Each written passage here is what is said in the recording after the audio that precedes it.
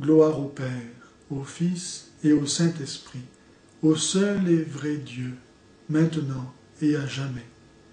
Sa paix soit avec vous. Je voudrais vous parler aujourd'hui du mystère de la Sainte Trinité.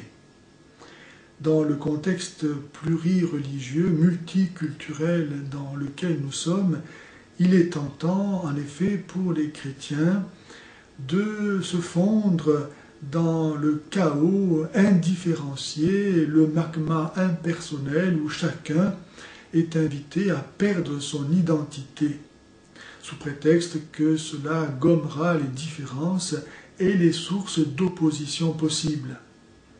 Et ainsi, par exemple, on peut entendre ce discours au sujet des religions dites monothéistes, que seraient le judaïsme, le christianisme et l'islam, en disant, puisque, grosso modo, nous avons les mêmes fondements, à savoir que nous rattachons à Abraham, qui est le père de la foi, que toutes ces religions ont un seul livre, rapportant les propos du seul et unique Dieu, créateur de tout ce qui existe, et les commandements que celui-ci donne pour aller au ciel, c'est l'essentiel.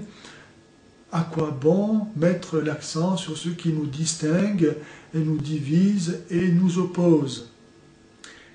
Et pour les chrétiens, le danger est donc dans ce système relativiste, tellement dénoncé par Benoît XVI, d'oublier, de négliger ce qui les distingue parmi tous les croyants, à savoir ce dogme essentiel de la Sainte Trinité.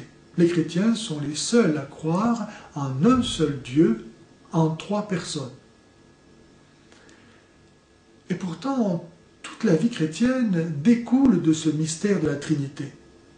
En effet, s'il n'y a pas de mystère de la Trinité, il n'y a pas non plus de deuxième personne de la Trinité qui se soit incarnée. S'il n'y a pas d'incarnation, il n'y a pas non plus de rédemption. S'il n'y a pas de rédemption, il n'y a pas non plus d'église. S'il n'y a pas d'église, il n'y a pas de sacrement. S'il n'y a pas de sacrement, nous ne recevons pas la grâce et la vie éternelle, et donc nous ne sommes pas sauvés. Ainsi, toute la vie chrétienne découle de ce mystère de la Sainte Trinité. Et toute la vie chrétienne est ordonnée au mystère de la Sainte Trinité, puisque le but de notre vie, c'est de vivre dans la communion, dans l'intimité, avec chacune des trois personnes divines, qui sont un seul et même Dieu.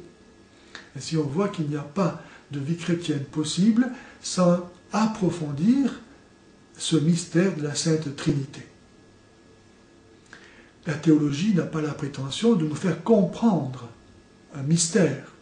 Elle peut seulement nous montrer justement pourquoi on ne peut pas le comprendre. Et pourquoi, pour incompréhensible qu'il soit, il n'en est pas moins pour autant crédible, parce qu'il n'est pas contradictoire, ni absurde donc. Si nous disions, par exemple, qu'il y a dans la Trinité trois personnes et une personne, ce serait contradictoire. Soit il y en a une, soit il y en a trois. Mais on ne dit pas ça. On dit qu'il y a trois personnes et une nature divine. C'est incompréhensible, mais ce n'est pas contradictoire. Si on disait il y a trois natures et une nature en Dieu, ce serait contradictoire. Mais on ne dit pas ça. On dit il y a trois personnes et une nature divine. Toute la vie chrétienne est donc liée à ce mystère essentiel qui nous constitue comme chrétiens et qui nous distingue parmi tous les croyants. Et les chrétiens ont donc à approfondir ce mystère et à en vivre pour être de vrais chrétiens et pouvoir en témoigner.